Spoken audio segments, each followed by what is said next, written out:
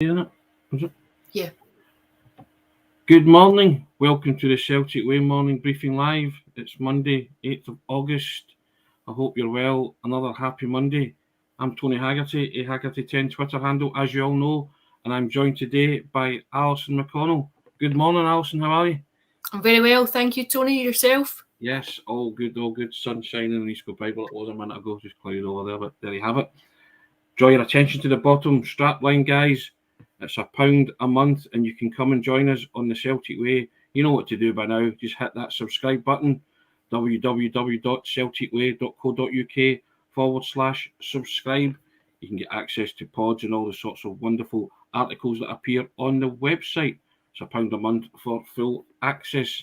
Now, Alison, Celtic made it 2 in a row in Dingwall. Another decent display. Really competent performance, and was impressed by the football that they played. Jota masterclass. He was involved in all 3 goals. Goal for Kyogo, goal for debutant Morris Gents, and Lila Bada. Wonderful finish at the end to tie it all up nicely. But another good win for Celtic.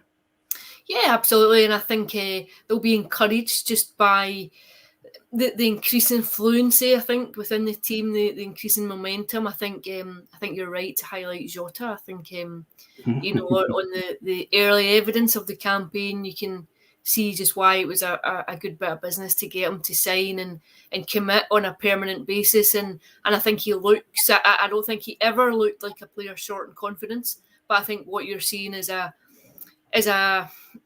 affinity, a relaxation, if you like, about his game. He knows where he is. He knows what he's got to do. And yeah, I just think that he will dominate things, I think, for Celtic this season. I think he could be the main man, I think, this term. Yeah, I mean, he's got 1 goal already, Alison, and he got all 3 assists. I just think it's hard for players to go abroad, but he's just found some sort of spiritual football home at Celtic, hasn't he? The fans have taken to him. He's taken to them. He admitted it himself. He fell in love. You can see that, can't you?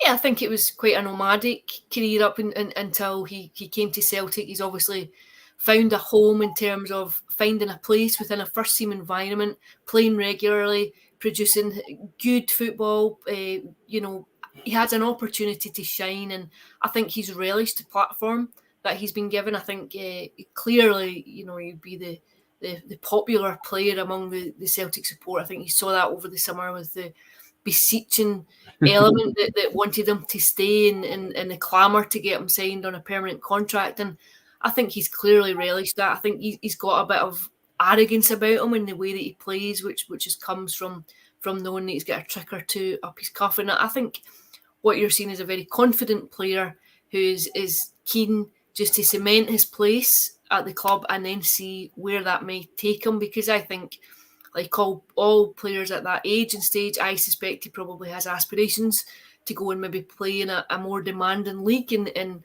he knows that to do that, he really has to shine for Celtic on a regular basis, not just in a domestic context, but also to take that into a Champions League environment, a European environment, where he will really be judged on what he can offer.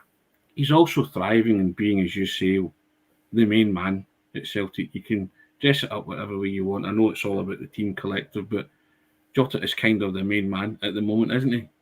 And he will be for his duration of his career, I think he's a real creative element that Celtic have. I think he's the one guy you kind of look to who can create something out of nothing. I'd say Kyogo Furuhashi offers a certain kind of energy to Celtic's forward line, like his goal on Saturday. I think he'd been fairly quiet, and then he pops up with the goal. But I think what you've seen from the start of the season is that Jota looks very much like a player who he just has a bit of swagger about him. I think I'm not sure how much the manager likes that kind of swagger, but I think there'll be few complaints if he's providing assists, if he's scoring goals, which is what he's there to do.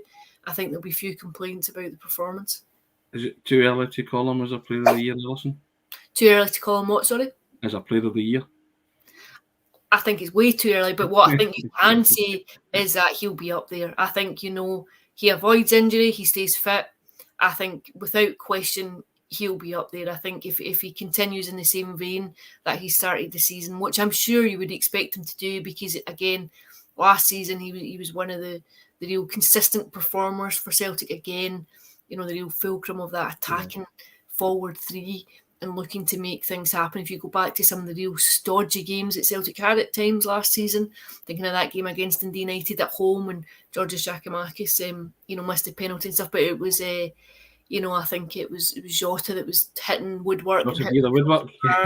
He was desperately trying to find something, and I think when you've got that, when you have that kind of player, I think it can be so important, particularly the kind of game you saw on Saturday up at Dingwall, where you have a very hard-working side, working their socks off to try and restrict the space. I wanted to highlight another aspect that you picked up on, Alison, and you wrote a column about it this morning, and it's on the Celtic Way for those who want to read it. Joe Hart, bigging up Joe Hart, and that particular save from the free kick, is that the more and more you see it, it's actually quite an astonishing save. It's a brilliant save, and it kept Celtic 1 each, because Ross County had their spell just after they scored. I think it changes the game entirely, obviously, as a goal will, but I think it just, it's a completely different atmosphere if that goes in. And I think an indication of how late he saw it is the reaction of the supporters, the Ross County supporters behind his goal. They're actually already celebrating because they think it's gone in. Yeah. I think he saw it very late, but it was a crucial save, a very, very important save at a really key moment in the game, and it then gives Celtic the platform to go on and obviously then get the second goal and then the third and just claim all 3 points. But I don't think you can underestimate the importance of that save. And I think he's just such a big character for Celtic. He's such a big player, and I think what you see is a goalkeeper who's capable of turning up at really big moments, and I think what you see is a game changer at times. Yeah. Someone who can secure the points, and I think it just lends an assurance to the back line that wasn't always there just before his arrival. No, I totally agree. I thought it was an excellent save. I saw it live at the time, and I thought it was terrific. And I agree with yourself on that it was a big moment in that game. And someone else who produced a big moment was Moritz Gents, debutant. Decent performance, but cracking header, late header. Celtic left it late again, and an Anthony Ralston style. I said to Ange after it that it was a similar type game because it was a late show, but he said that Celtic were far better on Saturday than they were in the Dingwall game, but he got what I meant, that they kind of left it late. But again, that result, he felt that result was never in doubt, whereas the Ralston game, it kind of hung in the balance until 90 plus 7 minutes. But I always felt that Celtic were going to score, just the way Jota was playing and the way the team were playing their football. Yeah, and I think the way that Celtic are, the way that they set up, I think they have options, not just on the pitch. I think when you look at the bench and you think there's a possibility of being able to go on and change it during games, like being able to go with 2 up front, as you saw. Yeah. Like we've spoken about this over the summer. I thought it was interesting that he brought on Giakoumakis to play alongside Kyogo Furuhashi, and he went with the 2 up front. I think there are options to change things within games when you're not getting the result that you want, when it's not going the way that you want. I think you always know what you're going to get with Celtic. You know that they're going to keep pushing. You know the philosophy that he has, that he wants them playing until the death all the time. You know that they'll keep creating, they'll keep pushing. And there are players who can deliver something. But to go back to Jens, I thought he took his goal well. I thought it was a good header. And I think it does him no harm at all coming into to make his debut, and you get off to a very positive start. I think that can be so important for players, just coming in and being able to settle very quickly into a new environment. I think when you have a very strong impact in the early days, it facilitates that. It just makes it a bit easier to come in. Big interesting questions whether or not, of course, he stays in if Stephen Welsh recovers from illness and he's back in for the weekend game against Kilmarnock at Rugby Park, or whether or not he's done enough to stay. And then, of course, you've got Carl Starfelt on his way back. I think the manager ideally would probably like to give him a wee bit more time before he puts him back in. But it's just quite an interesting situation that you have options here too. I think last season the back four essentially picked itself. I think there's still an element of that, but there are options now that exist. Yeah, the squad depth's looking good at the minute, isn't it? To be fair. Yeah, Yeah, I think it is, and I think that's what Ange Postecoglou has been saying. He's had 3 windows to work in. He's had the opportunity to strengthen the squad. I think he's getting to optimum levels now, where you can see that, he's getting the players that he wants. And it's the positions, I think, that you can see Yes. where he's getting the cover that was necessary. Kyogo got his goal scoring campaign off to a start on Saturday. Lots of people saying he maybe looked a bit lethargic in the 2 games, Alison, but he didn't miss when it mattered. Jota squared that ball across, and it's a real striker's finish, and maybe that'll help him relax now that he's off and running and away again. Yeah, I think so. I think he took his goal pretty well. I think maybe just the lack of competitive games over the summer. I think it's very different when you're playing pre-season games as when you're up and running. But I thought he was fairly quiet at Dingwall, yeah. But I think he only needs that sniff, and you can kind of rely on him to score. I think maybe as the season goes deeper, as the games come, I think you'll start to see the best of him. Yeah, without a doubt. And Greg Taylor also involved in 3 of the goals, Alison. And I actually thought Greg Taylor, had a quietish game, but he was still involved in the 3 goals that led to Jota setting up the players for the goals. Yeah, I think he started the season incredibly well. I think obviously you had Bernabei coming in over the summer, and I know Ange Postecoglou will say it's not about a threat to places, it's about enhancing the squad, it's about having options within the squad. But I think a lot of people would have expected him maybe to fall out of the team. But I think the way he started has been very impressive. I think he's a player who's very much taken on board the lessons, I think, that Ange Postecoglou has wanted to implement on the training ground. I think you can see that he's got a desire to work hard. I think you see his industry. I think he's receptive to new ideas. He's really worked on that position of the inverted fullback. You can see that he's really paid attention to what he's been asked to do. He's really tried to work his socks off. I don't think you could question his work rate at all. I think he gives his all. I think there's maybe sometimes a question mark defensively about him historically, but I think the way he started this season has been very impressive.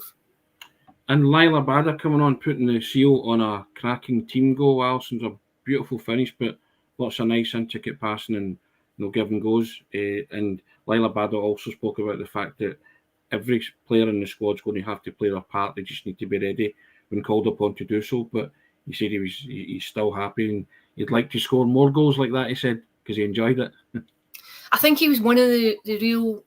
I think he almost slipped under the radar at times last season, yeah. Lila Bada. I think when you consider the impact he had, especially, big goals, key goals in big games. A boy he'd arrived at 19 into a new culture, a new city. I thought he had a tremendous first season last year for Celtic. I think he'll probably feel a bit hard done by that he's not starting, but I think that's what he has to do when he comes off the bench. He's got to show that he's got something. I think he's a fabulous prospect. I think he's a very exciting player. He's another one that you think you can change it within a game. If he's on the bench, you can bring it on. I think he always offers something in an attacking sense. I think he'll be delighted to get that goal. I would agree with you. I thought it was a very good team goal. I think it comes at a point in the game when Ross County have put so much into it and they're probably just a bit scunnered and on their knees going into the last few minutes of the game. But yeah, I thought he took it well. And I think he'll be pleased that he came on and made a telling contribution. A lot of excitement bubbling away under the surface with this team, Alison. But the real test will come when that Champions League draw is made on the 25th of August and they find out their opponents. But there's confidence and optimism building around this Celtic team, isn't there? I think so. I think Champions League football is a very different thing altogether. I think that it's a very elite playground. I think it can be an incredibly demanding arena to go into, and I think that when you look at Celtic's recent encounters in the competition, they've been particularly bruising and sobering. I think they'll know that it's a very, very exacting tournament to go in and try and compete in, but I think at the same time it's exciting. I think for players, for supporters, for the club, I think it definitely lends itself to a real level of glamour almost. I think it come the autumn when the lights are on and it's a midweek night, I think that, you know, you expect the kind of atmosphere that you'll get at Celtic Park where people are just thrilled to be involved in it. But I'm sure that up until that point, Celtic will want to really motor on in terms of just getting a bit of momentum in the league and just getting the fluency together before that all kicks off. Yeah, it's been a fantastic start for them, and they'll hope to continue that. Excellent. Well, it's been another happy Monday for Celtic fans, Alison. They've enjoyed the win in Dingwall. That's 6 points out of 6, and they march on again. We'll obviously cover the next game in more detail as we move forward during the week. But thanks very much, Alison, for your contribution. Really enjoyed that. And I'll just draw your attention to the bottom again. It's £1 a month for full access. You know what to do. Tell you every day, and we'll keep repeating it every day. www.celticway.co.uk/subscribe. Cheers, Alison. We shall see you tomorrow. Same time, same bat channel. Thanks, Tony. Take care. Take care. Thank you.